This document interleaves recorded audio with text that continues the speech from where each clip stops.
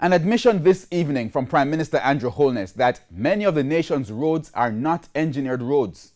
He was giving an update in Parliament today about the devastation caused by the recent heavy rains. So, what about the people who have been displaced? Scores of people without a home. They've been contemplating what next. In communities like Shooters Hill, rebuilding on the current land is not an option. The government has also been contemplating what to do. The Prime Minister pointing out two options under consideration: relocation or providing assistance to rebuild. I wish to tell the nation that this administration is of the view that where location is recommended after objective assessment, then such relocation must be done. But relocation, he points out, comes with its own challenges. I know when the question of relocation is raised, you're going to hear objections. You're going to find all kinds of reasons why the persons can't move. And when you get down to it, it is where the names appear on the voters list.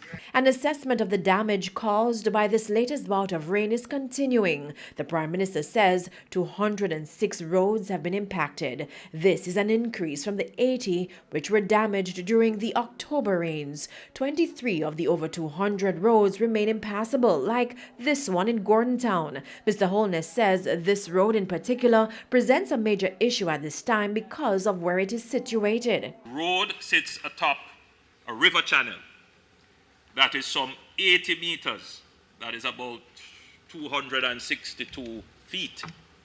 So from the base of the road to the river below, 262 feet. That's a significant fall off.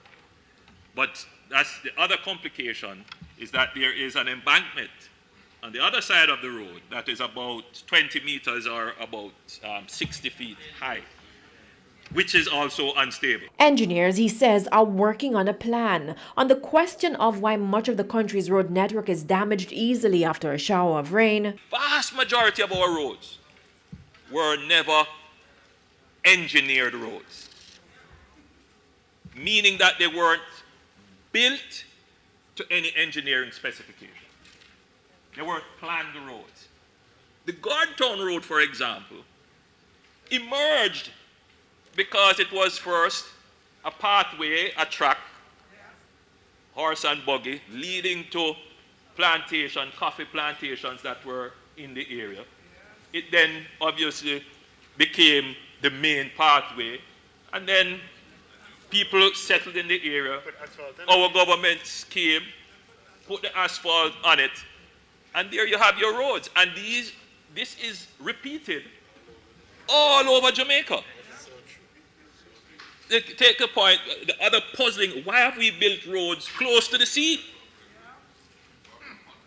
Again, it is where the settlements have emerged, and we have just followed the settlement path.